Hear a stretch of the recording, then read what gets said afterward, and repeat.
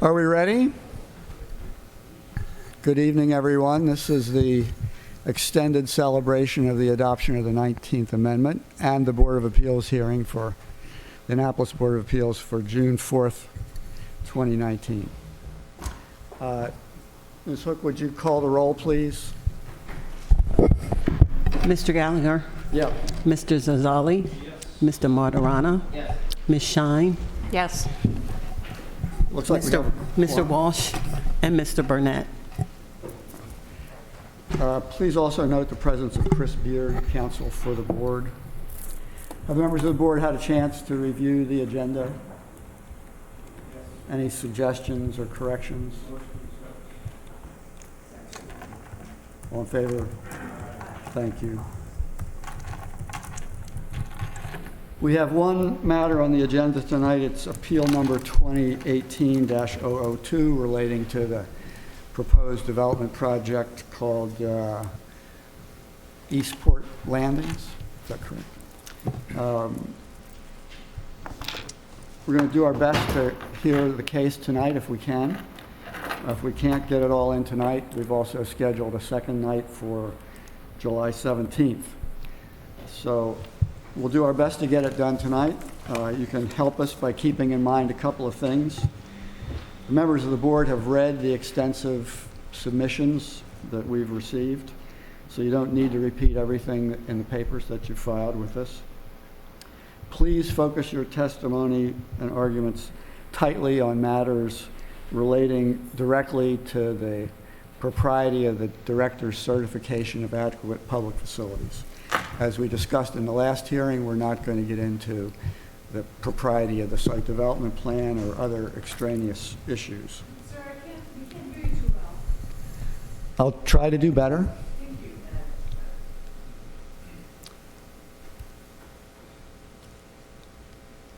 The rules of the Board of Appeals when it comes to appeals like this one have a presumption against public testimony. That's because, for the most part, these appeals involve questions of law where factual matters presented by the public would not be helpful to the board. But we always are able to waive that rule if circumstances warrant. So at the appropriate time, if anyone from the public believes they have testimony relating to the certification that we need to hear, we'll talk about that at that time. There is a sign-up sheet, I think, at the lectern for anyone who thinks they're in that category. Please sign up. If we don't get to it tonight, we'll get to it the next time. Please be advised that the hearing tonight will be videotaped and I understand live streamed and broadcast on public access channels, and I'm not sure where else. That decision was made by the city, not by the board, so do with that what you'd like. Will every person who intends to give testimony or evidence tonight please stand up for the oath? Please raise your right hand. Do you swear or affirm, subject to penalties for perjury, that the testimony you're about to give is true to the best of your knowledge? Thank you. You may be seated. So in appeals of this nature, the burden is on the appellant.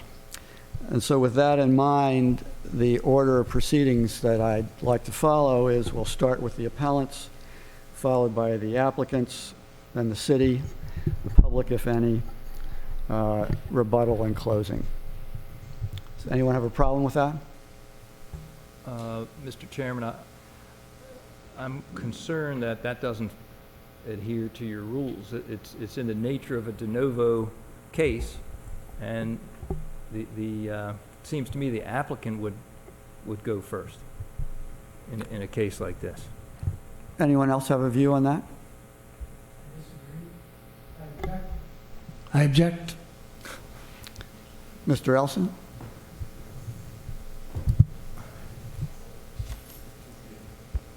Mr. Chairman, thank you. Thank you.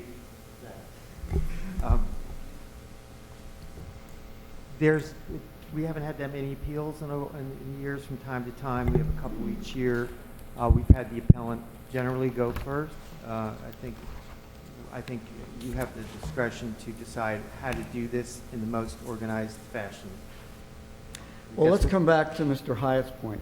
Please address for me the issue of whether our job is a de novo determination of the propriety of the certification of adequate public facilities, or is it merely to review the director's decision for errors of fact or law? I think it's de novo. You stand in the shoes of the director. The board does, that is, and you handle it as a de novo, not on the record. You handle it as a de novo case, which would be, you know, routinely, I think, if it's requested, then the applicant would go first. If it's not requested, we've had the appellant go first at different times. But I think it's your discretion as chairman, and you have the inherent discretion to decide how to do this in the most organized way.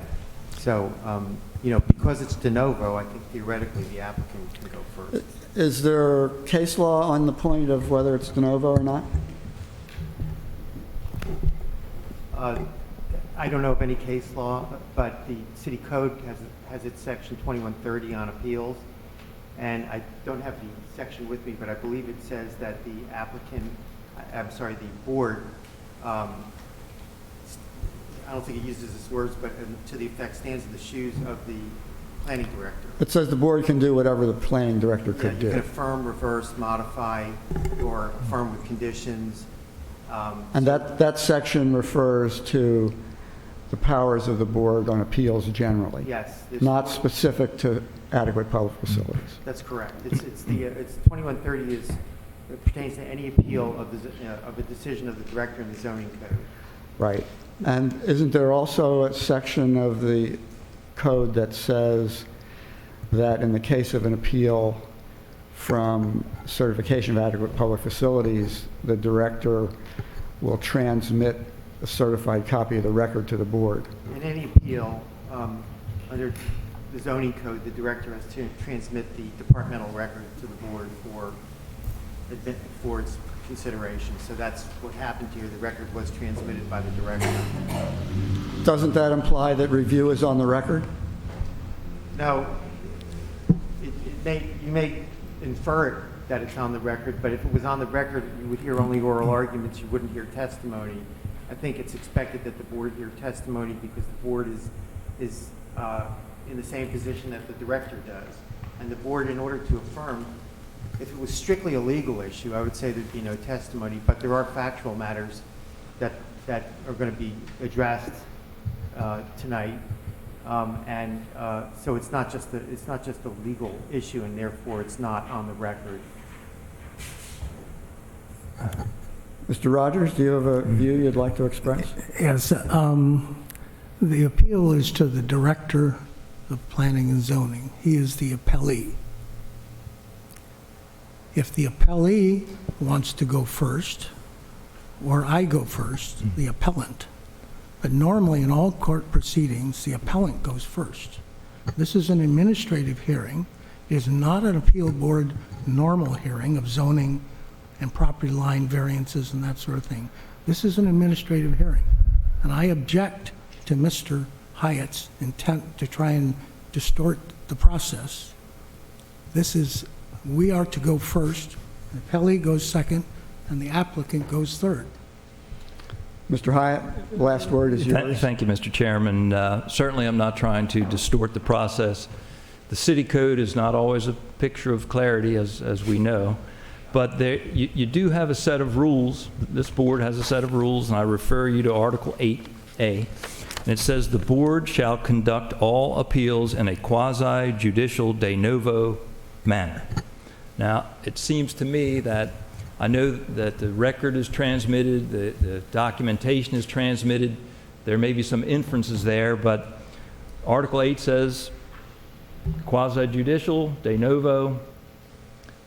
I don't see how an appellant can initiate the proceedings when it's not the appellant that had applied for the certification of of adequacy.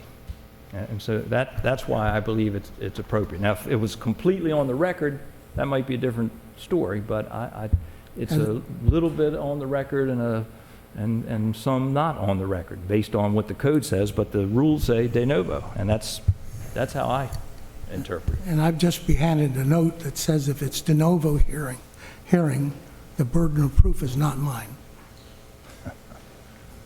according to the law. Thank you.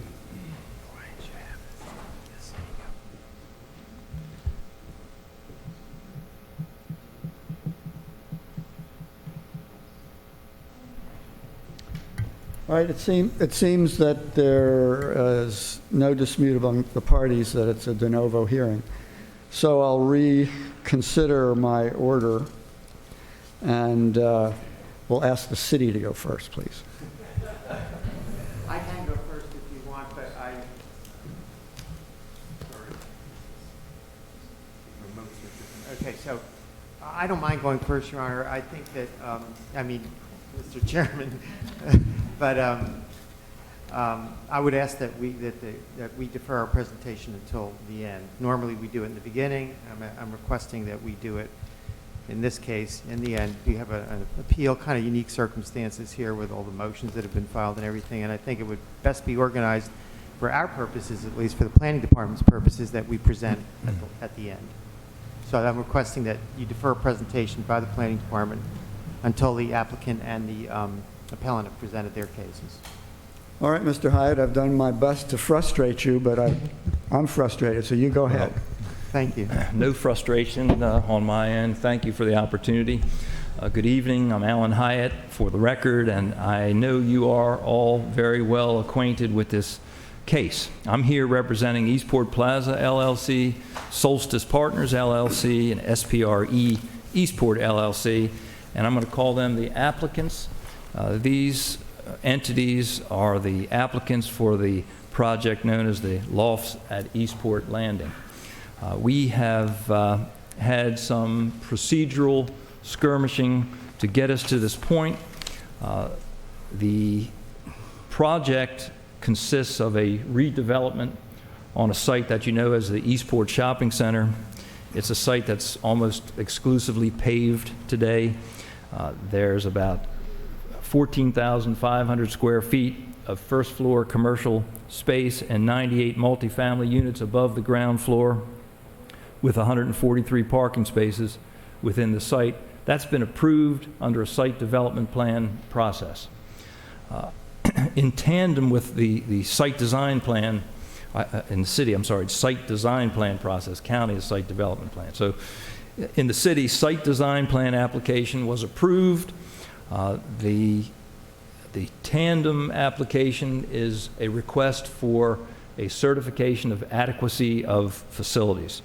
And that is because this project is known or is applied for what is known as a major site design. And when you apply for major site design, you need to obtain a certification of adequacy of public facilities in order for the project to go forward. That certification was granted on November 26, 2018. Certification for adequacy is spelled out in the city code under Title 22. There are specific criteria spelled out under the code under Title 22. There's a chapter for adequacy of fire, rescue, and emergency medical services, one for adequate police protection, for public maintenance services, for water and sewer facilities, for adequate recreational facilities. There's one for traffic impact analysis, although there's no specific standards in the code regarding traffic. There's certification for non-auto transportation facilities, certification required for adequate stormwater management facilities, and then there's one with respect to schools, whether the project is adequate for schools. So each of these chapters that deal with these criteria have certain standards to satisfy. The way the process works is an application is submitted to the Department of Planning and Zoning, and that department disseminates the application to the applicable departments and agencies in the city. For example, the Department of Public Works weighs in on sewer, water, storm drainage, and determines whether there are adequate public maintenance services. The applicant where applicable, submits information to the city about sewer, water, traffic, and the city goes through an analysis and determines whether what's proposed is adequate. In this particular case, each department makes a recommendation to the Department of Planning and Zoning, and here, all of the departments that reviewed the criteria determined that there was adequacy. That was the decision, and as a result, the then Planning Director, Mr. Gutwald, who's here this evening to join us, issued the certification of adequacy. So an appeal was noted, and the appeal seemed to combine issues of site design and adequacy. We had a hearing, and there was a series of motions, and I think it's worth repeating and remembering that at the outset of this hearing, in terms of adequacy of public facilities, there's really quite a lot involved in a review. And we have a lot of city employees and contractors that participated in this process. So when one appeals a certification of adequacy, there's a lot to it. But it does not involve anything and everything. And based upon the documents submitted by the appellants, I think there remains a misunderstanding of what constitutes adequacy. The appellants do not have a right to conjure up complaints that fall outside the scope of Chapter 22 of the City Code. For example, in the documents that the appellants submitted as their exhibits, there's a guide to the site design review process for Eastport. That was contained in the package. That certainly doesn't apply. There is a section or sections from the code that talk about height regulations and bulk regulations. Again, they are not applicable to Chapter 22, and on it goes. We have posters here tonight that aren't relevant. So while the appellants have the right to attempt to show that the certification of adequacy of public facilities does not meet the criteria of Chapter 22, and of course we think we do satisfy those standards, anything outside of Chapter 22 is not appropriate, and I just want the record to reflect that early on. It is the intention of the applicant to prove to the board that the certification was in all respects proper, and what I intend to do is call our civil engineer, Terry Schuman, as our first witness. Nick Dribbin will be called as the next witness. He did the traffic impact study. And then I would reach out to representatives of the city who authored the memos that are in the file for a very few questions of each of them, just to confirm what they did and how they did it and how they reached a conclusion that we satisfy adequacy. So with that, I would call Mr. Schuman, unless the others have a opening at this time. I think we've a pretty good idea where everyone's going from the last evening of hearings we had. Unless someone has a strong preference to make an opening, let's get on with the testimony. Okay?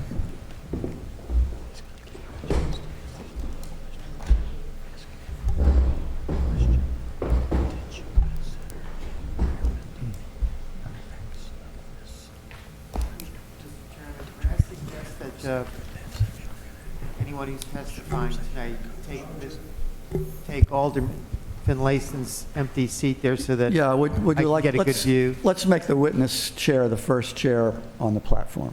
Okay. Thank you.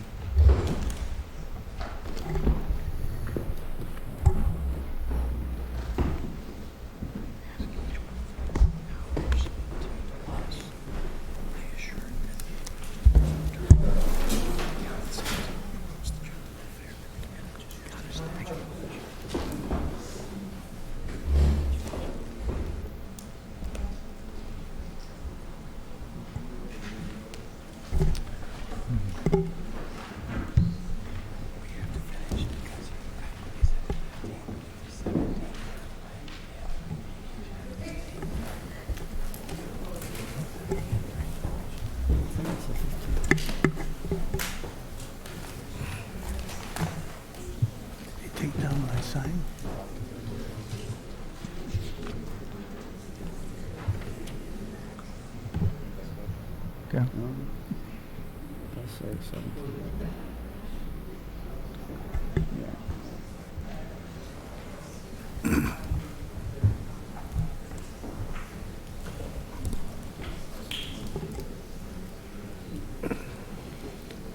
Okay? Please. All right. Mr. Schuman, please identify yourself and tell the board your business address. Good evening. My name is Terry Schuman, principal with Bay Engineering, one of the owners.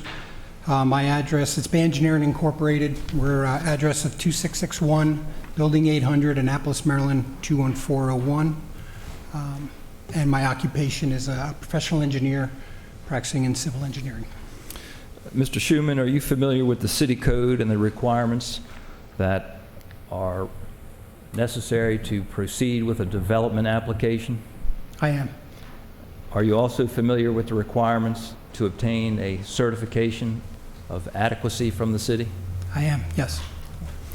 How many projects have you done in the city of Annapolis over the years? We've done numerous, dozens that have to deal with development projects, dozens more in single-family dwellings and other commercial projects as well. Have you handled, and your office handled this project, the lofts at Eastport Landing, since the inception? I have. How many years have you been working on this, would you say? Our project number is 2014, so 2013, I'm sorry, so since 2013.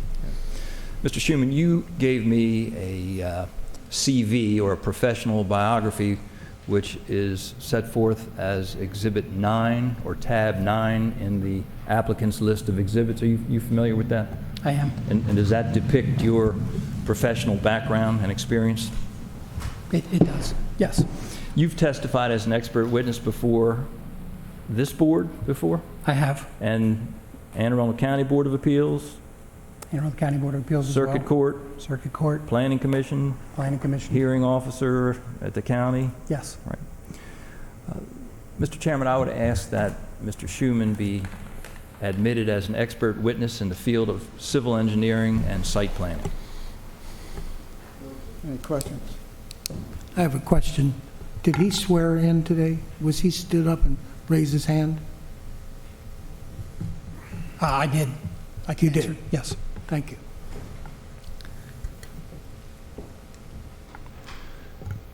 All right, Mr. Schuman, did you perform a study to submit with an application for certification for adequate facilities for the lofts at Eastport Landing? I did. Mr. Hyatt, just let me interrupt you for just a second. We hear expert testimony to help the board understand complicated factual situations. Yes. And the idea is that they're providing us some measure of independent expert advice on these matters. Where the proffered expert has been involved in the project from the beginning, I think that's a different situation. So we'll hear Mr. Schuman's testimony, but I think we'll have to take into account when we weigh its value the fact that he's been a hired professional involved in this project from the beginning. Right. There's no question that he is the hired professional, and he's an expert, and if it goes to the weight, then understood. Okay. Go ahead. All right. So, Mr. Schuman, you answered the question in the affirmative that you did prepare a report. Is that correct? That is correct. Actually, you did a number of reports. Is that right? That is correct as well. Yes. Okay. The last one that you did, is it accurate that it was revised in November of 2018? Dated November 2nd, 2018. That's Okay. the last one, and that was the one that was approved. Directing your attention to the requirements of the city code under Chapter 22, are you familiar with the criteria enumerated under Chapter 22, or rather under Title 22, for the satisfaction of adequate public facilities? I am, yes. Have you identified all of those in your report? I did. Mr. Chairman, I'm referring to tab 4 in the exhibit package, and what I will do for purposes of trying to move things right along, I'm going to ask Mr. Schuman to address the factors of the standards required under the various criteria for adequacy in the city. So Mr. Schuman, if you would, to try to keep things moving along, refer to your report under tab 4. And let's first talk about chapter 22.12. That's Excuse me, Mr. Chair. I'm objecting. We don't need to read all this stuff. I'm prepared to accept what he's got on the record, and Mr. Hyatt doesn't have to read everything. We want testimony. Well, go ahead, Mr. Hyatt. Well, I was asking him a question, and so Mr. Schuman, referring you to chapter 22.12, which you've described in your report, can you briefly summarize for the benefit of the board what the standards are when seeking adequacy or approval for adequacy for fire, rescue, emergency, medical, and fire inspection services in the city? Yeah, that's chapter 2212. And actually, there in 2212-030 is an exemption. If a proposed project that will include a sprinkler system or systems in accordance with the code shall be deemed to have adequate facilities under this chapter, and the building will have a sprinkler So you system. check that box. That's adequate. So you can check that box. and we Okay. did. Let's talk about police protection. Can you comment on 22.14? How is it that you satisfy adequacy of police protection in the city under Chapter 22? I mean, that's the responsibility of the police chief. There are no exemptions for that, and there are standards for office ratio, average response time. And when we prepare the package, we address it and we provide the information of the project, the scope, and the size, and it gets passed on to the police department, and the police department did issue an approval letter responding to those requirements in the code. Okay, and that approval letter is, I don't know if you have my book in front of you, but that approval letter is under tab E of section 1. Do you have that? I don't exactly have yours, but I have the approval letter, and the approval letter was, And the approval letter is dated October 15th, 2018, is that correct? that is correct. Okay, and Mr. Chairman, that's under tab E, just for ease of convenience here. And then, Mr. Schuman, there was also one from the fire department dated November 15th, 2018, is that correct? That is correct. And Mr. Chairman, that's under tab B, under section 1.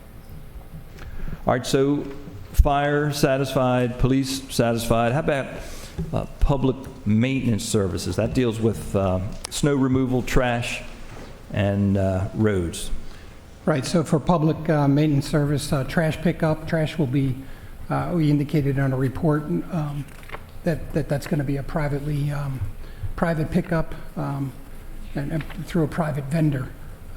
Similar to snow removal will all be by a private vendor, private contractor for the removal of all snow off the sidewalks and the parking areas and actually the fronting sidewalks and access roads internal to the project. And then the last one for the public maintenance was the road maintenance, and we're not proposing any roads. Okay, and that was under section 22.16 of the code? Correct.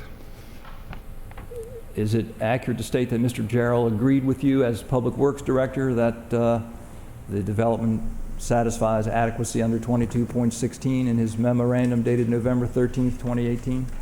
He did, that's correct. And that's under tab D, is that right? That's correct. Okay, and then the next one is adequacy of water and sewer facilities. What did you do? So for the water and respect to sewer, so for this project, we have an existing shopping center. Portions of the existing shopping center will be removed and replaced with a mixed-use apartment complex and some other retail components. So when we did our analysis, we estimated or did the calculations for the existing flow on the shopping center. Then we took the removal of some of that and added the 98 apartments and the 14,000 square foot of retail and came up with a proposed flow. That proposed flow generated, based on state factors, 19,861 gallons per day, more than what the existing facility. So there is an impact. We went on further in our report to show that all the lines that we proposed on site, all the sewer lines and all the water lines, would be adequate to handle that additional flow. And then we identified for the city the connecting spots for the public water and the connecting spots for the sewer. And then the city takes that information and they have their models of the water and the sewer for the overall city, and they can run those based on the information we provide to determine that there are no impacts downstream of our site. And that's in the conclusion, again, from David Jarrell, Department of Public Works, was that it was approved. Okay, so you submitted all these calculations that are described in your report, right? That is correct. Under 22.18, and the Department of Public Works reviewed them, is that correct? That's correct. And then it made a determination that they were correct and that water and sewer adequacy was achieved, is that right? Correct. Okay, all right. How about recreational facilities? Are you familiar with how that works? Yes, That's there's under 22.20 of the city code. so recreation, rec and parks, they're responsible for the review and assessment of the proposed project for recreational facilities. So we don't have any recreational facilities for the commercial aspect, but the apartments, the requirement is 500 square feet per unit. So we had 98 multifamily units, 500 square feet times 98 is 49,000 square feet. So our recreation requirement for this project was 49,000 square feet, a little over an acre. The code also allows that you can look within a half mile of your project. So we took there is in the adequacy of public facilities report, there's a map, also C10 of the overall plans. And this map showed a half mile radius around the property. And then we identified all the public parks within that half mile, as well as our redevelopment area where we would have recreation facilities for the public, which is basically along the fronting sidewalks of the proposed mixed-use development. With that square foot, we had 14,772 square feet on-site of, actually that went down to, I believe 10,000 is what rec and parks allowed. And then we had approximately 30,000 in the parks that are within a half mile, right? So if you're looking at that plan, you can see. And if you add that all up, we were short a little bit on the rec area, and the code does allow, you can either provide it on site, you can provide a fee in lieu, or a combination thereof. And we provided a combination thereof. So the city basically, we were allowed to count up to 15 units, and then we assessed the 15 units at the $500 per unit, and that comes up with the fee in lieu. So we met recreation requirements by on-site and off-site areas, as well as a fee in lieu.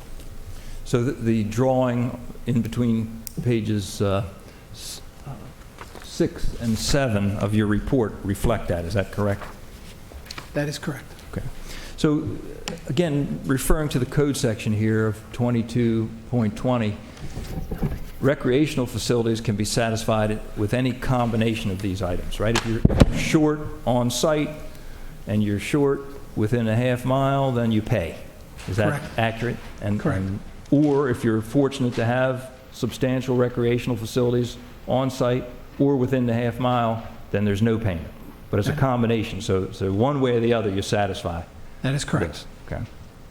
All right. Thank you. The next standard concerns non-auto transportation facilities. You familiar with that requirement? I am.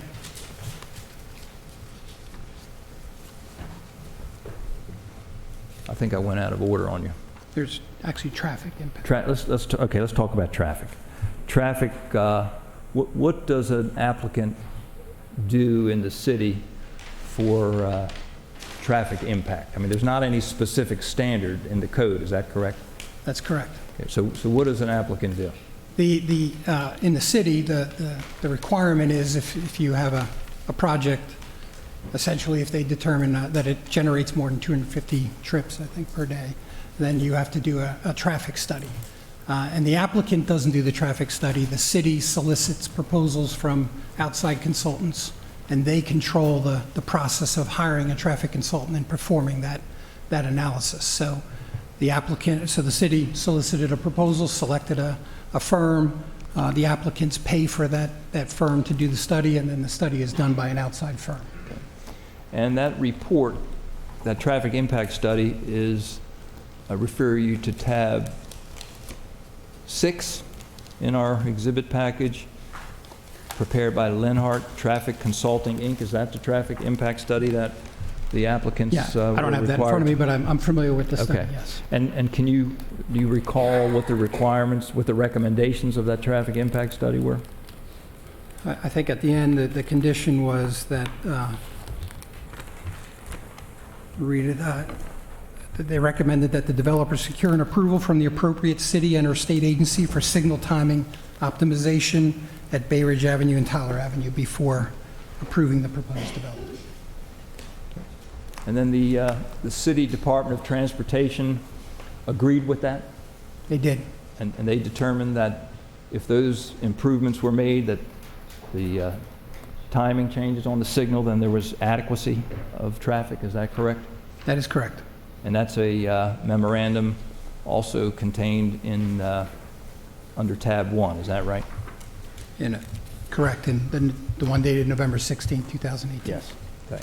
The approval of the certification. Okay, thank you.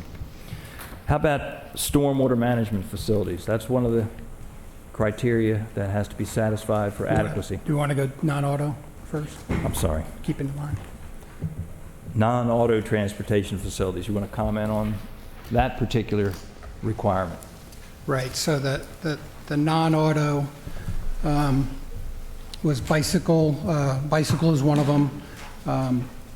And we showed that we are extending a shared bike lane along Chesapeake Avenue. There already one exists along Bay Ridge, and we're going to continue it around the corner along the frontage of Chesapeake. Also sidewalk, pedestrian is the other one, streetscape improvements. Well, let me just go back to bike, I'm sorry. And we also, bike racks and bike service stations are all being provided with this mixed-use development as well. Streetscape and pedestrian and streetscape are all being provided. Sidewalks will be improved. ADA access at the points around the shopping center will all meet ADA requirements. Streetscape along the 3 frontage roads, as well as sidewalks where on Norman Drive where none exist today. So we do have sidewalks on 3 sides. They will be improved. Norman Drive has no sidewalk, and we will be providing a sidewalk along Norman Drive. How about the crosswalk? And then the crosswalks as well will be improved at all the access points.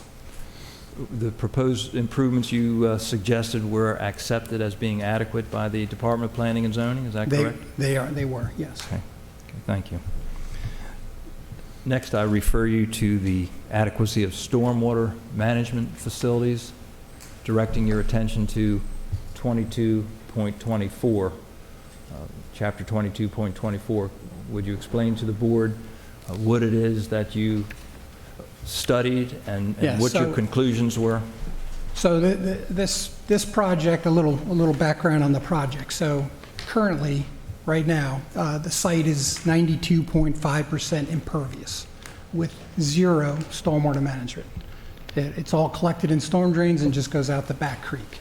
No stormwater management on the site that exists today. The state and the city criteria for stormwater management you can be considered a redevelopment project if your impervious area is greater than 40%. Your project can be classified as a redevelopment. And in a redevelopment, because they're trying to promote redevelopment in these urban areas, they do give a break on stormwater management. You're required to redevelopment requires that we provide 1 inch of treatment for 50% of the existing impervious area for the area within the LOD. So if you're redeveloping a property, in this case, the property is 6.75 acres. Our limit of disturbance on the one corner of the site is a little under half, so it's 3 acres. So we need to provide 50% of the 1 inch treatment on that 3 acre limit of disturbance. When we did this project, the redevelopment requirement was 50%. We provided 74%. So we went above and beyond through the use of we have 8 microbiome retention areas throughout the parking area. We have a green roof on the main building, and then we were putting a smaller green roof on the existing facility. And all that met and exceeded the requirement from the city and the state for redevelopment projects as far as stormwater management goes, almost by 25%. So with that, we met all the stormwater management requirements for the project. And the code requires you to satisfy the state law and the provisions of Chapter 17. And what is being proposed does satisfy those requirements? It does. And the Department of Public Works did agree with you on that? They did. Again, referring you to Mr. Gerald's memorandum, he agreed that it did satisfy adequacy, or It the did. stormwater plan did satisfy adequacy. Yes. Right, okay. All right. And then you mentioned in your report the ESD to the MEP. Could you just take a minute to elaborate on that, what it is that, what that means and what? ESD to the MEP is environmentally sensitive design to the maximum extent practicable. So the old days where you would just take the lowest point on the site, you stick a big pond there. I mean, they don't want that anymore. They want to promote spreading promoting more infiltration and recharge back into the ground, spreading these devices out over the site, and making smaller devices as opposed to one big large device. So ESD devices are rain gardens, microbiome retention facilities, green roofs. There's a whole list of things in the state book that qualifies as environmentally sensitive design, preserving forest and sheet flow, those type of things. So we have met all those to the max extent practicable by microbiome retentions, green roofs. We've provided that, and then they've gone above and beyond what was required to 74% as opposed to the 50%. Okay, thank you. Next and last is the question of school facilities. That's under Chapter 22.25. What is it that you do with school facilities pertaining to adequacy? So the school board puts out a demographic and planning information, and our schools that we're contributing to are Eastport Elementary School, Annapolis Middle School, and Annapolis High School. The state puts out factors for residential on each of the elementary, middle, and Annapolis High. Again, we have 98 total units. When we use those state factors, we're going to be generating 14 additional elementary school students, 5 additional middle school students, and 6 additional high school students. The new city code allows, and then there's also a state-rated capacity for each school. And from that state-rated capacity, we add in our impact, and all these schools, Eastport Elementary School was at 92.5%, Annapolis Middle School was at 65%, and Annapolis High School was at 102%. The most recent city code does allow the Eastport Elementary, or the middle and the elementary schools, to be at 105% capacity, and the high schools at 120%. So the impact of this project on the schools meets all those code requirements. So that's simply an objective standard. Based on the school charts and based upon the students generated, you either have It's all math. capacity or not. You have it or you don't. No discretion. No. And so there was a memorandum here dated November 26, 2018, from Sally Nash, Department of Planning and Zoning, to Tom Smith, that recognized that these schools were open and this application satisfied adequacy as to schools. Is that correct? That's correct. And I would just point out, I mean, these are apartments, and the school board in their factors they don't look at apartment any different than a home. So if you have a home with 4 kids, it's looked at the same way with an apartment that is a single studio or 1-bedroom apartment. So we don't think we'll even hit these numbers, but the numbers are the numbers, and we meet them, so. Mr. Chairman, that last memorandum's under tab 2, just for your information.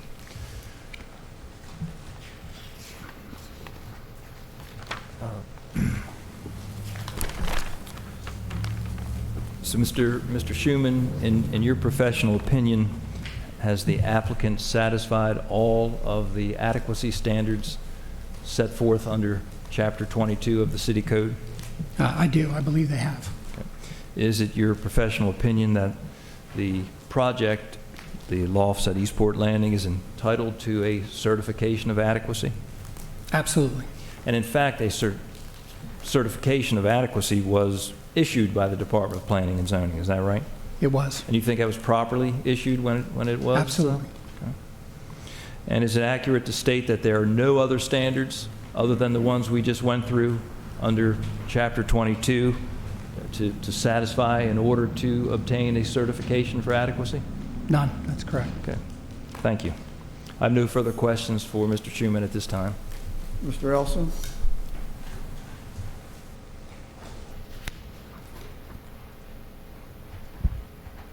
Mr. Schuman, to what extent did you work with the city planning staff in developing your proposal for adequacy of public facilities? Extensively, yes. How does that work? I mean, do you submit your evaluation of adequacy of public facilities with your application? We do. Okay. And who in particular did you work with during the course of the evaluation? We submitted, essentially, we submitted this 3 times back in September 2016 when we first submitted. That was when the project was 130 apartments and a larger retail. Okay. Then through all the other stuff that got scaled back, and then we did it again. And so every time we'd get a comment, we would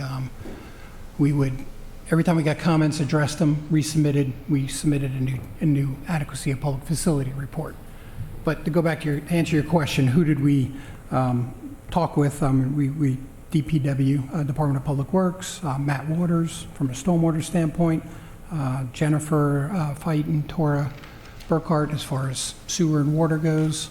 I think we had some conversations with the fire department as well.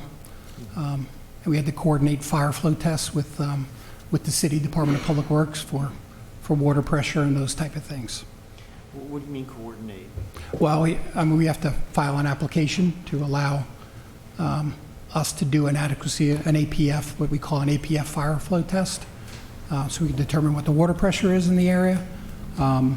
That has to be done a certain way. It has to be witnessed by the Department of Public Works. We have to get tank readings at the time of the test so we can get true, accurate readings. So there's some coordination on that. We used absolute fire protection to perform that test. What is that, absolute fire? They're a sprinkler system and they know the standards for doing tests. They're a contractor? They are. So did you have any communications with the Department of Recreation and Parks? We did, yes. Who did you deal with there? Was it Marissa Whitlinger? Yes, it was. And was your proposal for adequate recreational facilities accepted at the start? Was not. And why not? When we were doing it, we did a half-mile radius around the whole site. Took us across Back Creek. When you go across Back Creek, we can hit Back Creek Nature Park. That alone would have, or that with what we had would have met it. That's how we submitted it the first time. We also submitted it with Annapolis or Eastport Elementary School, and the Rec and Parks. Maybe in other departments conferred with us and basically would not allow us to go across the creek, and they wouldn't allow the school board project as part of our rec area. So the Department of Recreation and Parks rejected your proposal to use the Back Creek Nature Park? Was that the Ellen Moyer? Didn't Park? accept it, yes. Okay. Did they reject anything else? What about? They use did of the reject, school? or we tweaked a little bit on the on-site recreation areas as far as we were originally including some walkways along the existing shopping center. Okay. They didn't allow us to use those. So what specifically on-site were you allowed to use?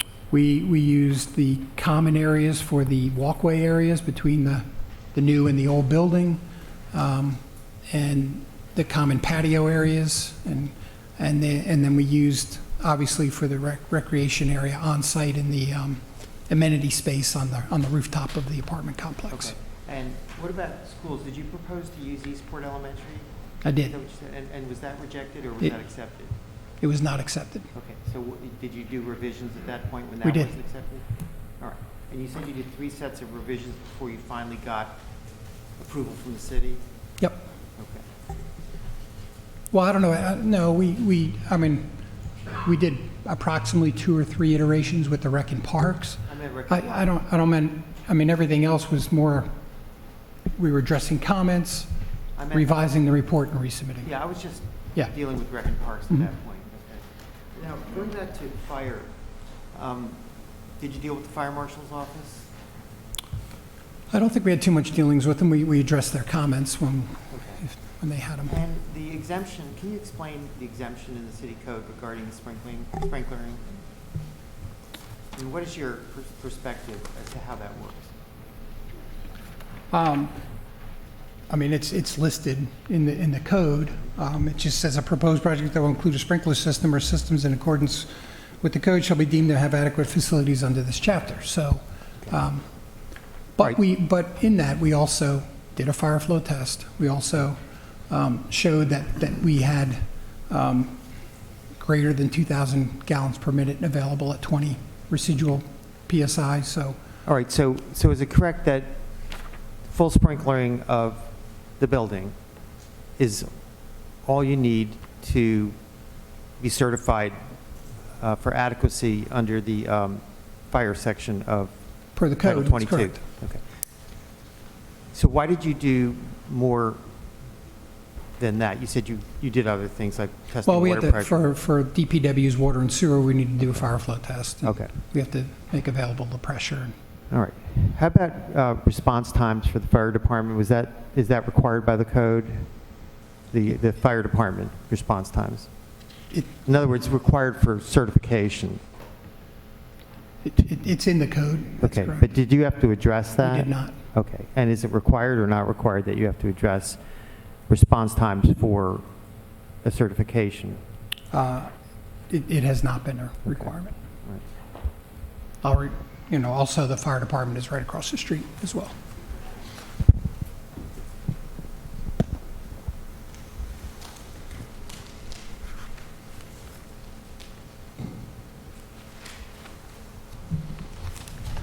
All right, now, I wanted to take a look at the appeal, the actual form of the appeal that was submitted in this case by Mr. Rogers. Have you reviewed that at all previously? I believe I have. Okay. I just want to go through it real quickly and ask you a few questions. Okay. I'm looking at, is it a response from Sally Nash? Is that Okay. a memorandum? It's been submitted. I guess at this point, are the submissions by all parties submitted into the record at this point? When you offer them, I'm going to offer the city's binder, I think it had 7 exhibits into the record. any objection? No objection. Okay, so, We'll accept them. all right, thank you.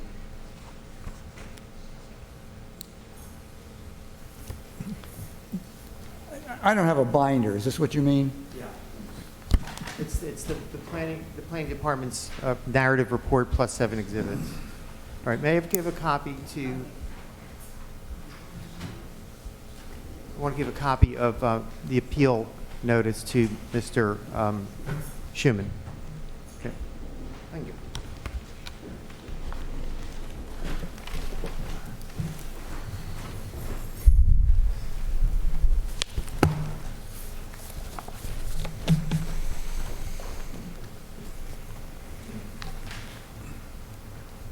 All right, starting on page 2. I just want to go over the subject matter of each of these paragraphs. I don't want to go into any detail about them, just the specific subject matter. And if you can go through them and read them as you can, and just tell me which ones, in your opinion, are applicable to an evaluation of adequate public facilities and which ones aren't. So starting, Starting with 1. where it says arguments, I guess? Yes. Okay.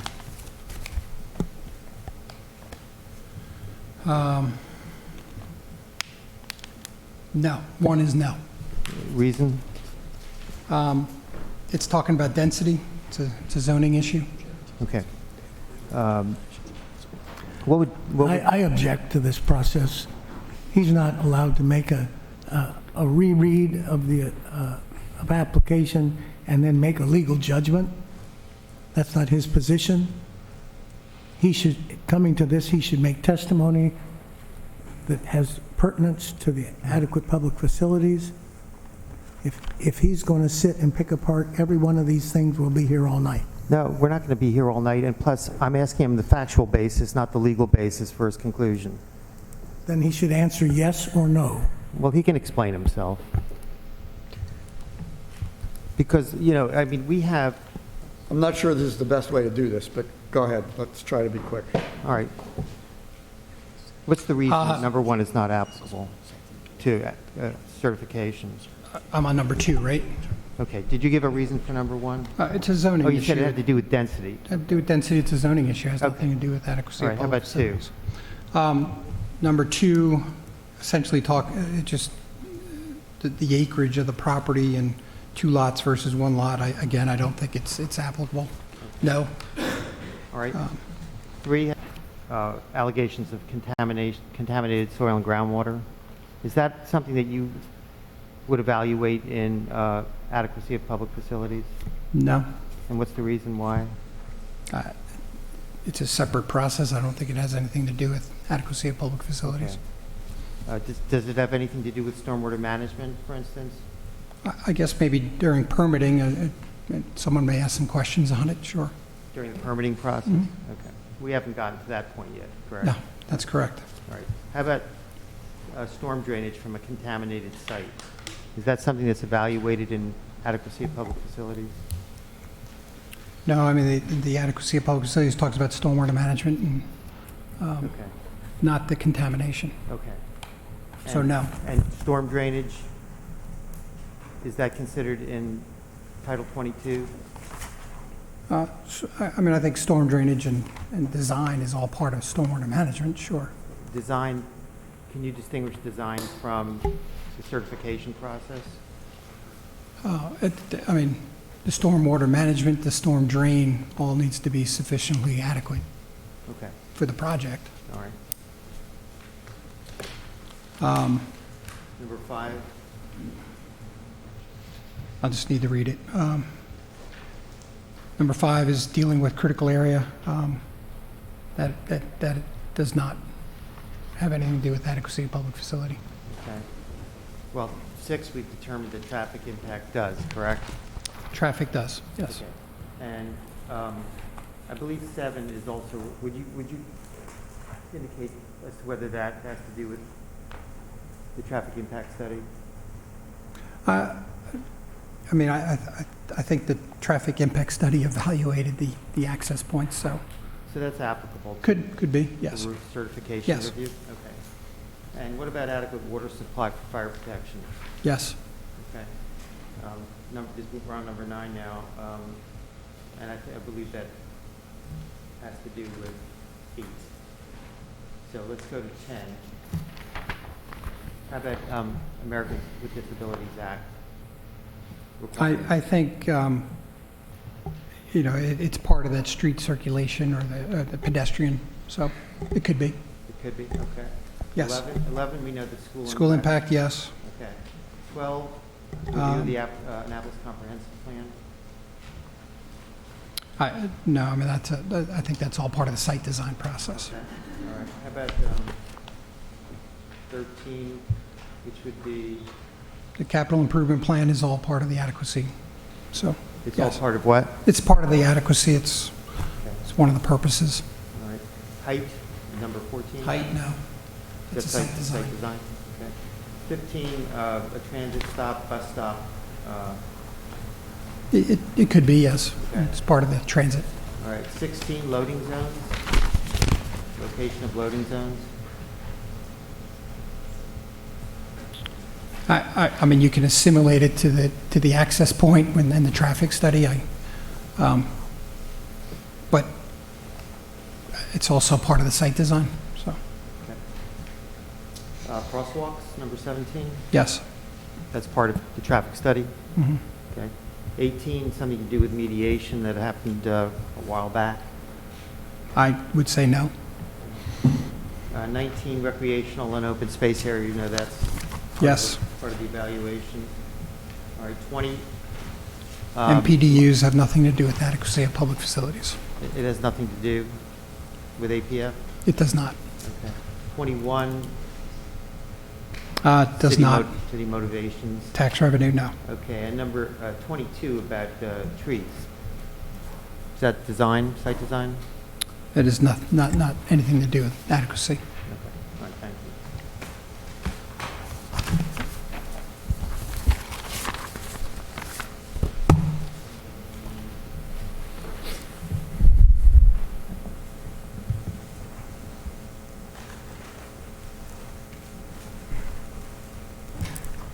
All right, going back to the revisions that you made, did you have to make any other revisions required by the city before you could get a certification? Besides, we talked about the Rec and Park one. Were there other revisions that you made? Certainly stormwater. We went Okay. back and forth through reviews for Anything else? stormwater. Anything else Um, that you can recall? Access points Mhm. off Chesapeake, things like All right. bus locations, bus stop locations. Is it typical that you would provide your own evaluation of adequacy of public facilities in an application where you're the engineer? Well, we did by the original submittal, yes. Is that typical that you do that in any application where it is required? Yeah, Okay. yes. Okay, I don't have any further questions. Thanks. Mr. Rogers? Excuse me, I have to get up to show him the book.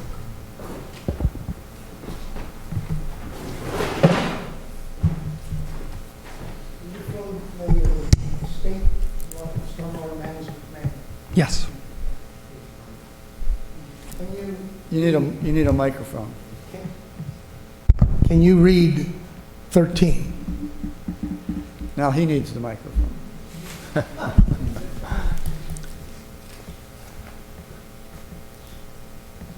These are under general performance standard for stormwater management in Maryland. Number 13, stormwater, you want me just to highlight a part?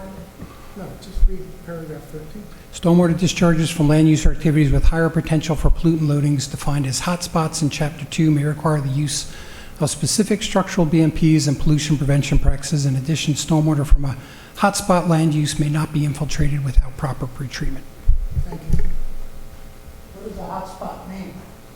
It's defined in the book. It's gas stations and warehouse, cleaning facilities.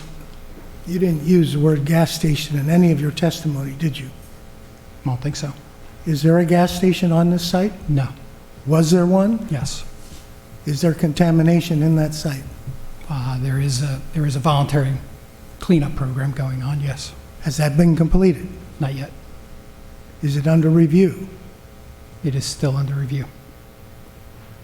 So you've designed to put in 8 infiltration pits? No, I haven't designed infiltration pits. We designed microbioretention facilities they don't have recharge, and they have underwater. That's a yes or no answer, please. Well, the answer is no. Okay.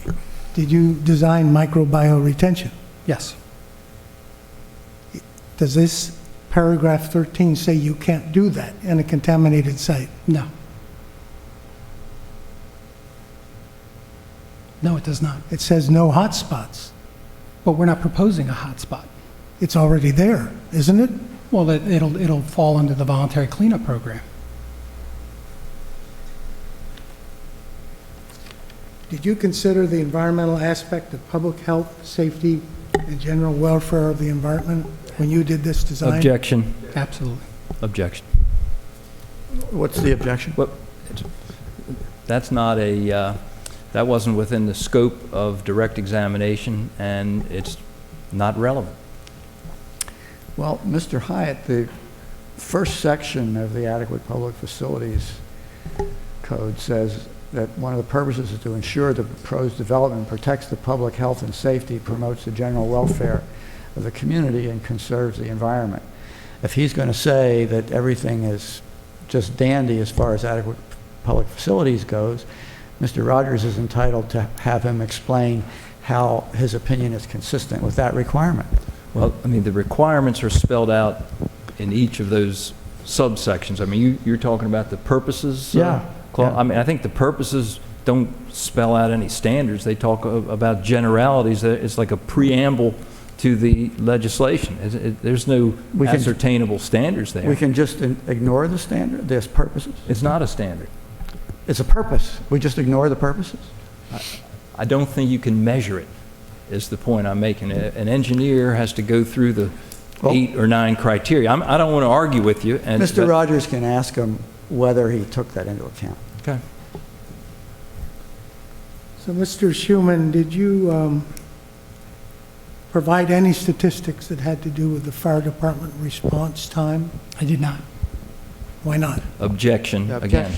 He Mr. already Chairman, answered the question. No, he doesn't have to answer the question until the ruling on the objection takes place. There's an exemption. If you refer to the code section that states that if there's a project that's sprinklered, then that's the end of the discussion, and it's exempt. And that's exactly what Mr. Schuman testified to, that I object to Mr. Hyatt's comments. So, He is now testifying.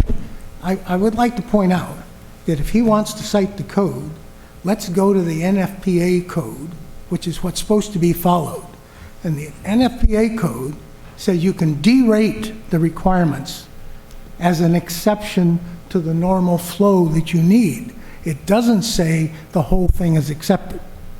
And they've referred to the wrong specifications for the fire safety determination. They haven't referred to Manual 291. And 291 is where it specifies how much water they need. They have not stated in their plan, in their statement, what kind of water they need. They didn't go to the manual and pick out of the table the square footage of the building and how much water they need. all right, repeat your question, please, Mr. Rogers. The question is, does the fire flow test satisfy all the requirements of NFPA? It provided adequate fire pressure, yes. We didn't design a sprinkler system. Yep. That's going to be designed through the permit process. In the fire flow page that's in Appendix D, there's a note on there that says this cannot be used for engineering purposes. Are you aware of that? In the, I believe so, yes. The fire flow test by Absolute. Mr. Chairman, I would renew my objection and refer you to 22.12.030. A proposed project that will include a sprinkler system or systems shall be deemed to have adequate facilities under this chapter. That's where it stops. If there's a sprinkler system, then we don't have to do any more testing. So I understand your point, Mr. Yeah. Hyatt, but what concerns me is if the specific provisions of the code are in conflict with the purposes of the code, I want to understand that as well as I can. For example, you would contend, I assume, that the general exemption, if you have a sprinkler system, means that it doesn't matter if you're putting in so many units that it's going to overwhelm the emergency medical services system. That doesn't make, Well, but that's that's what it says. for purposes of a According- certificate of adequacy. That is what it says. There's other aspects of review. That's your argument, I understand that. Okay. On Appendix D, there's this fire flow sheet. It says not to be used for engineering purposes. And it doesn't list the requirement for flow. Now, if you were a fire protection, are you a fire protection engineer? I am not. If you were, do you think your client would like you to tell you how much water you really need to supply your building? Basic needs. If they're designing a system, yeah. Is the fire hydrant system separate from potable water, city water? No. Will you explain to me how you arrived at that? You're talking about the fire flow, the fire hydrants, or the same fire water? hydrants, piping, and the potable water that we... The fire hydrant pipings on the property and on the streets are the same water you get used for potable. It is not. It's two separate systems. Well, they're two separate systems in the building, but Okay, well, I'm arguing anyway.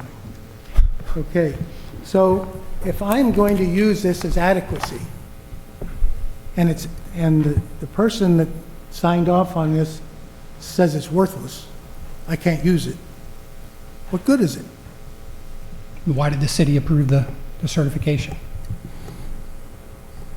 Well, why did you submit this? Because it was a fire flow test done in accordance with the city requirements, witnessed by the city, What does the fire flow test try to prove? available pressures and water. What does that prove?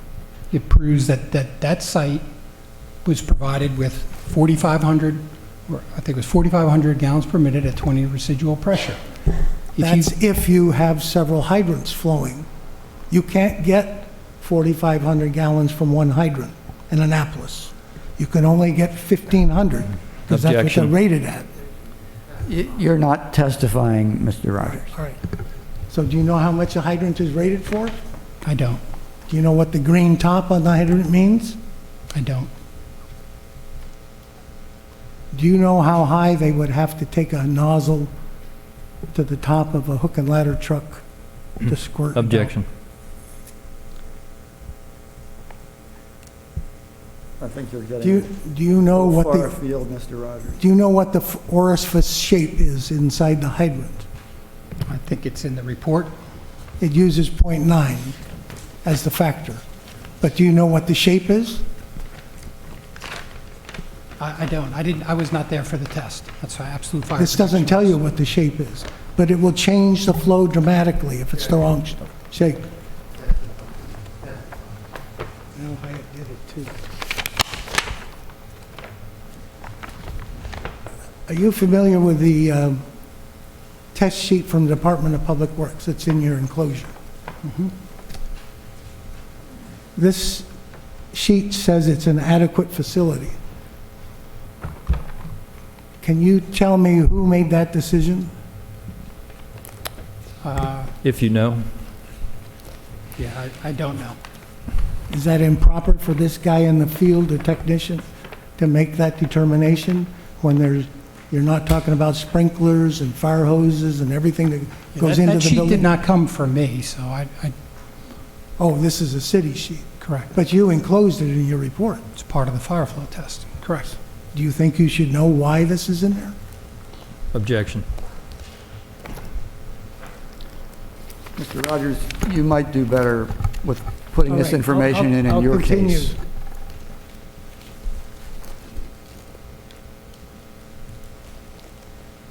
What is the intent of having recreation area? For the benefit of the community, Of the And- community and the- or the building? both. If the little bits of park are a half mile away, do you think the people are going to walk that distance? Objection. Mr. Chairman, the code specifies very clearly what is allowed for recreational purposes or what you have to satisfy for recreational purposes. It's either on-site, within a half mile, or you pay, or any combination of those. What are you trying to accomplish here, Mr. Rogers? I'm trying to accomplish that the payoff in lieu of is not the intent of the code. The intent of the code is when you have a dense building, a big block. And why would you want this witness's opinion on that? I'm trying to find out if they were going to design some park into the place, into the site, that's all. Why don't you ask him that, if that's what I you... guess so too. The letter from the police department, when did that come? What's the date of on it? that? Yes.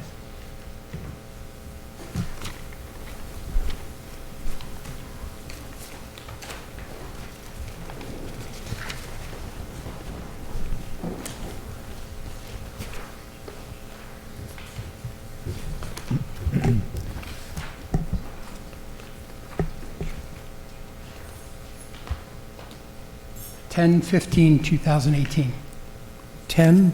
It's dated October 15, 2018. When did the memo come on the schools? I don't know if there is a memo on the schools. The testimony said December 26, 2018. Whose testimony? Mine? Mr. Chairman, these are documents that are in the record, they're dated. I'm not sure where we're going with this. Mr. Rogers, we don't need to waste time. All right, but this on- memo is illegal because it's after the decision point. It cannot be considered, it's got to be thrown out. Unless he had this in the file on 26 November 18, it doesn't count. Isn't the date on the document? I don't know, they said what the date was, I don't have It's it. under tab 2, it says November 26, 2018. It's already in evidence. Pardon? It's one of the exhibits that's being offered in evidence. But it's dated after the 26th of November? It's dated November We'll 26. decide what that's worth. You can't do that. But you've, Mr. we'll Gallagher- decide what we can do, Mr. Mr. Gallagher, this Fry. is time-bound. You restricted me on my last time-bound, okay, that I couldn't revise my application. He can't stick stuff into the file after the date of the decision. It wasn't considered by the decision. We will have the dates in front of us when we consider that. Move on, please.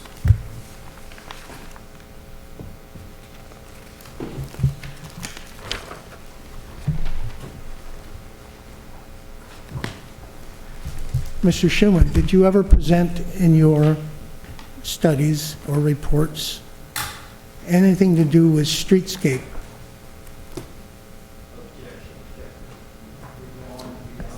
Objection. That memo behind Mr. Solstice says that it has to fit in harmony with the community, that purpose. And we agreed at the last hearing that we could consider the harmony and that purpose document. You can answer the question, Mr. Schuman. You didn't do it, that's fine. Did not. Is it normally considered to submit a picture of the building heights to get an average building height and an average setback and an Yes. average look of the block when you do a project in Annapolis? For the site design, yes. You can answer the question. Okay. For site design, yes. For adequacy of public facilities, no. Well, if this says it's got to fit in harmony, and that building's twice as high as everything else in the community, How can it fit in the Harmony? Objection. Objections noted. If you have an answer, answer it. I don't have an answer. Exhibit 51, that we're going to submit later, has a statement from the past governor about what you just said. So do you want to reconsider your idea Objection. about I Harmony? mean, Mr. Chairman, I don't think he does, Mr. Rogers. Let's keep going. And when you were designing bus stops, did you consider trying to put the bus stops out of the traffic flow? We coordinated with the Annapolis planning staff and with the bus review Did the, staff. So did the traffic impact studies say that the intersection at Tyler and Bay Ridge fails in level of service E? I don't, it probably does, but I don't know. Well, you can refer to it, go ahead. Well, I don't have it here in front of me. Ask your lawyer. Mr. Chairman, we are getting, This the is beaten path really here. important, The- Mr. Oh, I know it is. The witness agreed that traffic was relevant to Chapter it 22. is, yeah, so- but we're going to have a traffic, the city's traffic expert's going to testify soon. So Mr. Schuman described what he did when he submitted everything, but he's not we didn't qualify him as a traffic expert. Well, he said he believed that the proposal qualified on the traffic criteria, so you opened that door. Okay.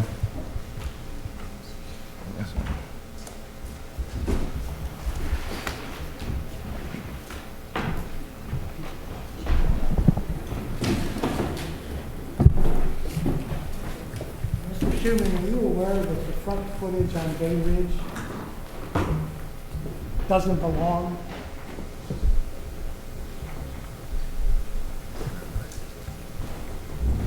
So you've just reviewed level of service E? I haven't looked, no, he just handed me the report. I haven't looked at anything yet. Okay. Are you aware that, Mr. Rogers, your microphone, please.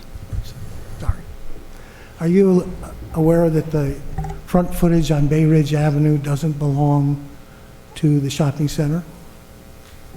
Objection. No, he just has to say yes or no. No, I object. I mean, what's the basis for that? I mean, Why does that matter?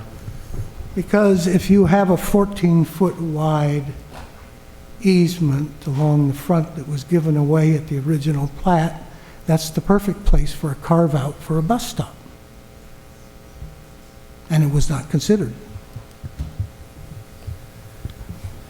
The original deed, which is my Exhibit 6, shows that this property has a 14-foot setback. And the owner has built on that, and it doesn't belong to him. And it has to do with the traffic impact study. If they had considered that property, they could have put a taxi stop, they could have put a bus stop.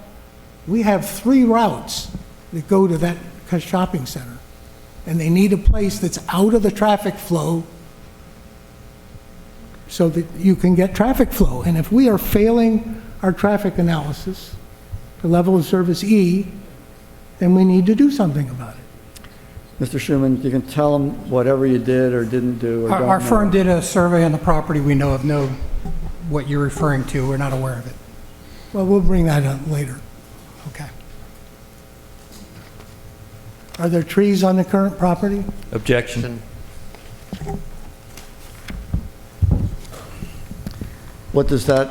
Which criteria does that go to, Mr. Rogers? Under forest? Is there a forest? What specific provision are you referring to? I don't know where it is.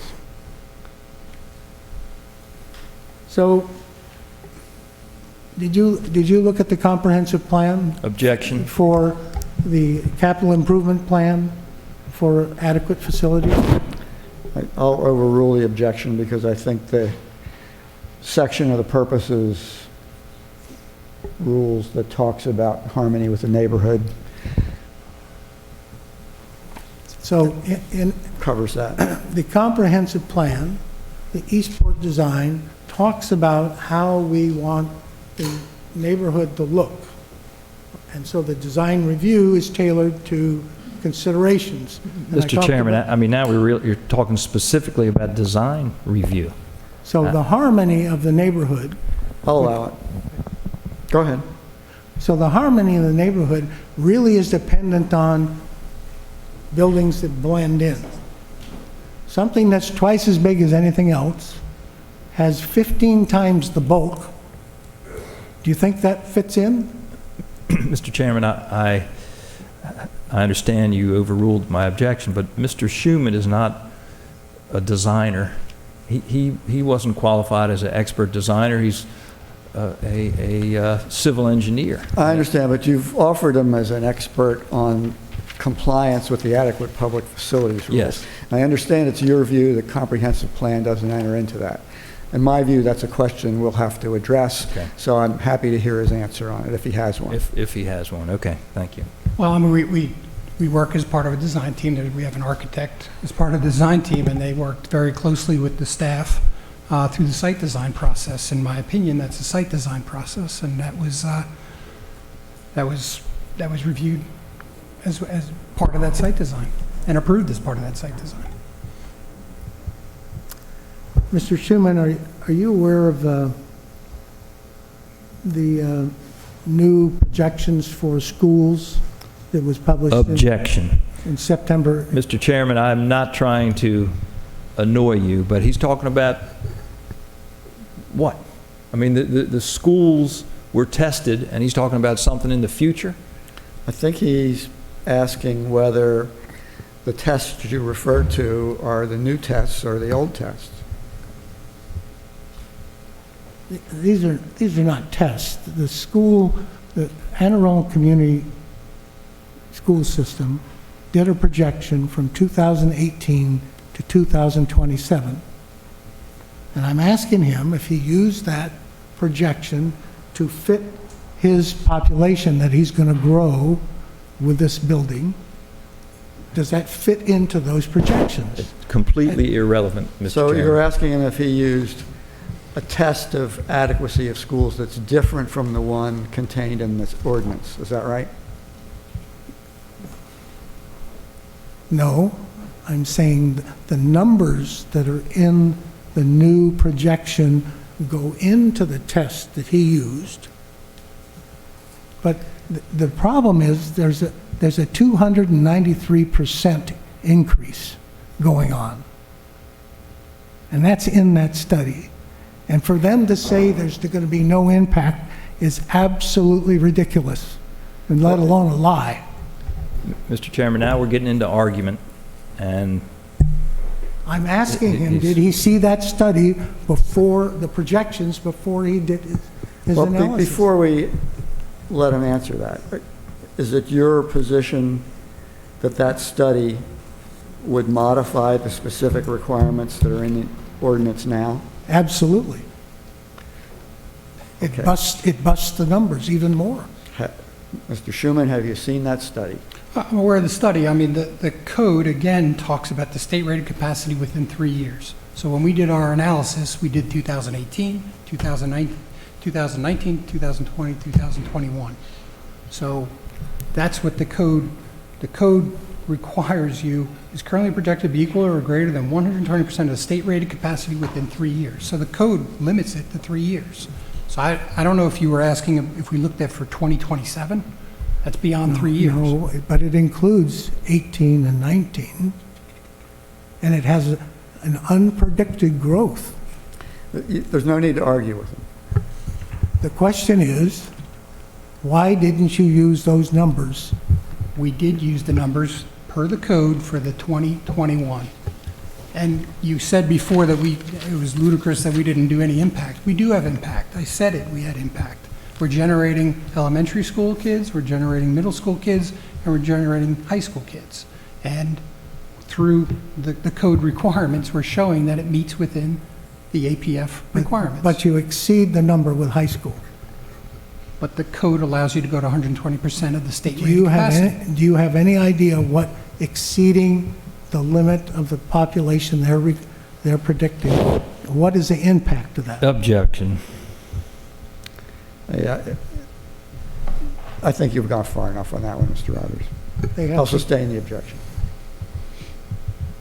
You have a chance to make your point in your case. yes, they do. Does a green roof have bio cleaning or treatment capability, or is it just an HVAC consideration to keep the temperatures moderated to reduce the HVAC load? A green roof is an ESD device accepted by the state of Maryland, For what? stormwater management. If It it's a- has benefits as well for other things. Is the green roof connected to an under drain? Yeah, Does that go into the storm sewer? it does. Thank you.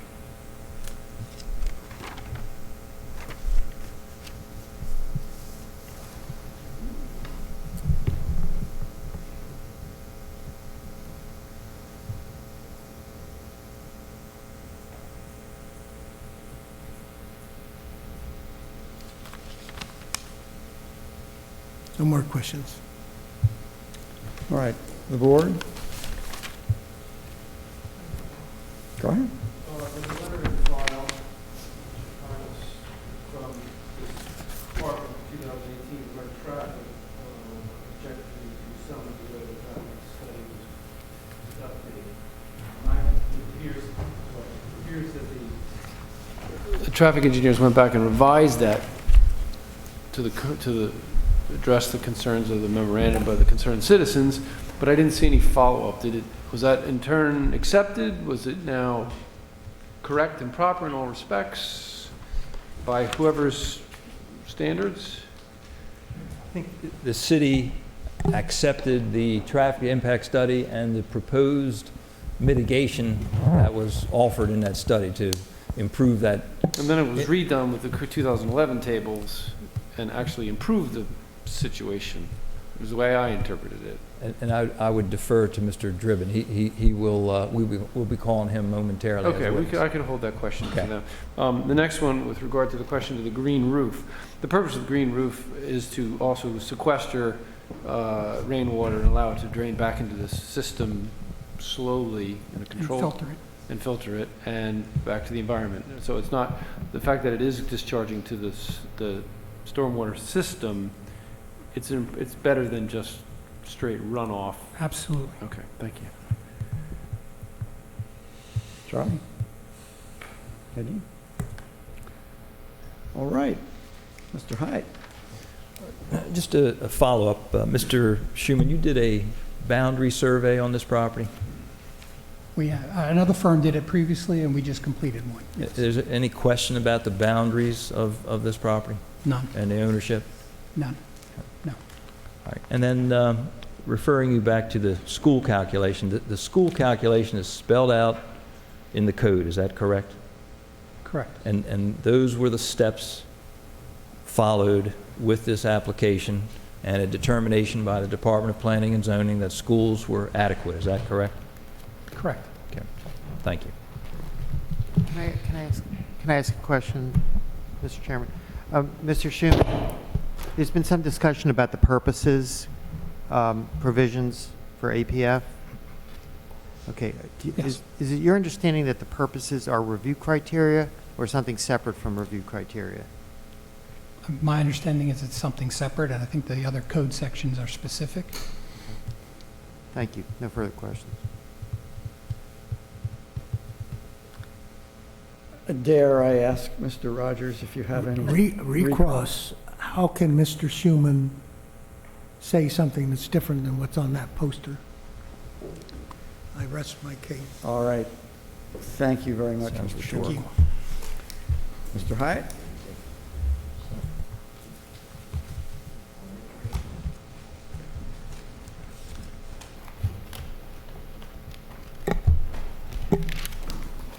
If I didn't say so earlier, my intention is to recess for the evening by 11 o'clock.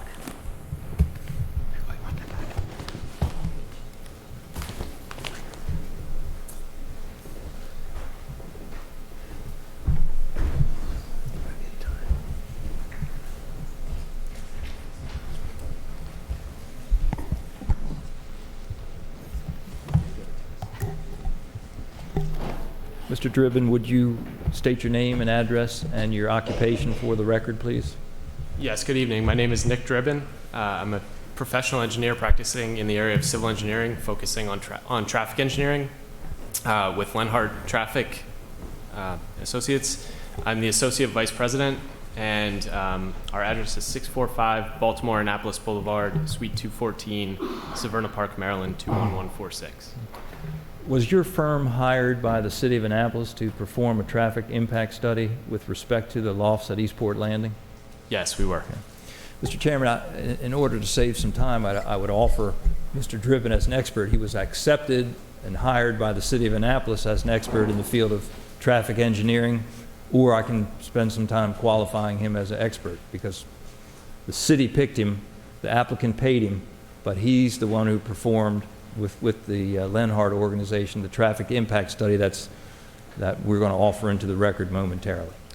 We'll hear his testimony, Mr. Hyatt, but when we weigh it, we'll consider the fact that he was engaged by the city, and one might assume that he would be defending the city's actions. Okay. All right. Would you like me to qualify him as an expert? Not necessary. Okay. All right. We have a CV. Okay. Thank you. Mr. Driven, you heard some of the testimony from Mr. Schuman and some of the questioning. The issue arose as to how the traffic impact study was prepared and certain conclusions related to the intersection of Tyler and Bay Ridge. Would you explain to the board what you discovered during your study at Tyler and Bay Ridge, and what your recommendations are to improve, if any, to improve that intersection to a passing level of service? Yes, so during the course of our traffic impact analysis, we discovered that the intersection of Bay Ridge and Tyler was projected to operate at a level of service E with the addition of development traffic. We provided a mitigation recommendation for that intersection, which consisted of improving signal timing through traffic simulation software to optimize the timing out there. And with implementation of that improvement, the intersection would operate at a level of service C. Okay. And what exactly are you talking about with regard to the signal optimization? What's involved in that? So in order to optimize the signal, once the development is online, right now we're using projections, but we would go out and collect new traffic data, turning movement counts during the peak hours, and use our traffic modeling and analysis software to improve timings. What happens with traffic timings is over time, as traffic patterns change and new developments come online, they tend to get out of date, and this is, City of Annapolis, anywhere in the state. This is very common, and so they need to be retimed and updated on occasion. And in this case, that would bring the intersection to a level service C, which is generally considered to be adequate operations. Do you agree with Mr. Schuman, who testified that in the city code there are no specific standards to satisfy with regard to adequacy of traffic? I do. The city code specifies when a traffic impact study is required, but unlike many of the other sections, there are not specific requirements for or standards for adequacy as it relates to the traffic impact study. So the directing your attention to my tab 6, which is a traffic impact analysis for Eastport Commons development, is that the traffic study that your organization prepared? Yes. How was it determined what you studied? I mean, who directed you what to study? So we were contracted by the City of Annapolis, and the scope was coordinated with the city's transportation planning experts. The scope included which intersections should be included based on a certain perimeter around the study area. We collected traffic data in accordance with the city and generally accepted industry standards, which is that it's collected on a typical Tuesday, Wednesday, or Thursday while school is in session, so that we're capturing sort of typical traffic patterns.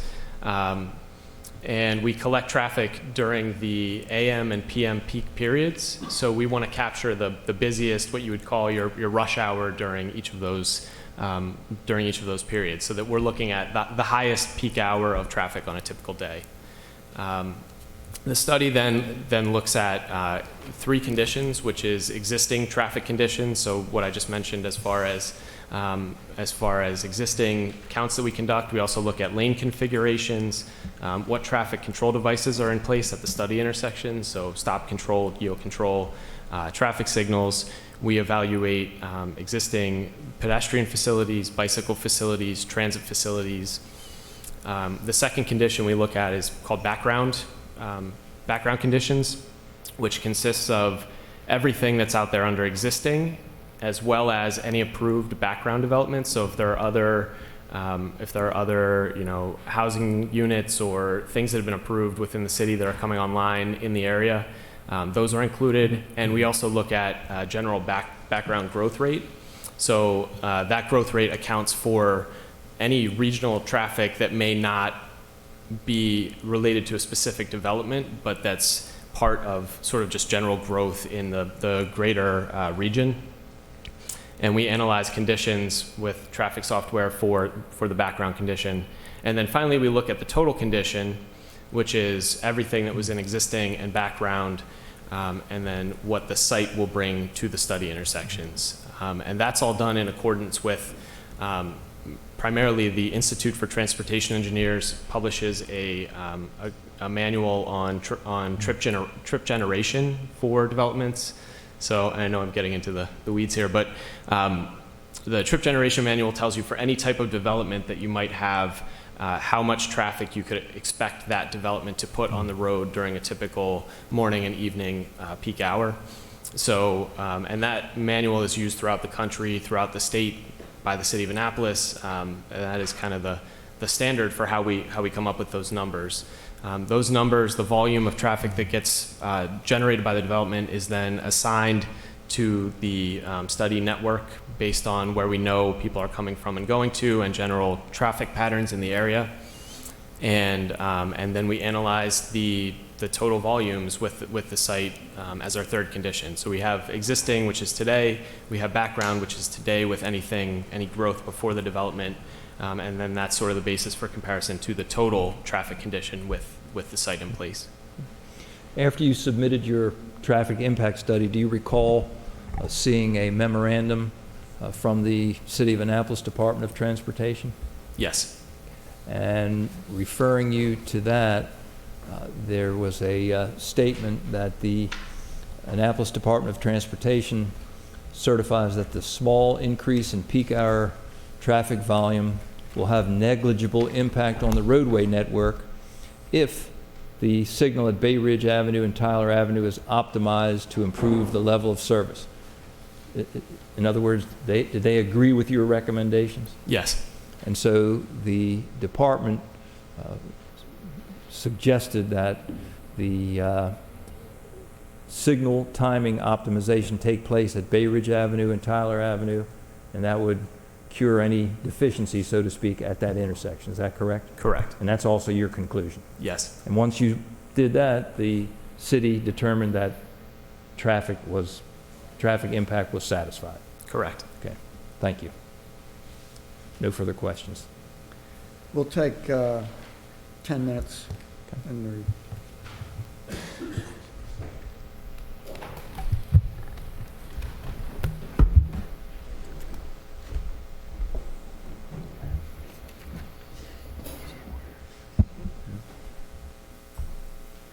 I'm just going to call some of the city people just to reaffirm.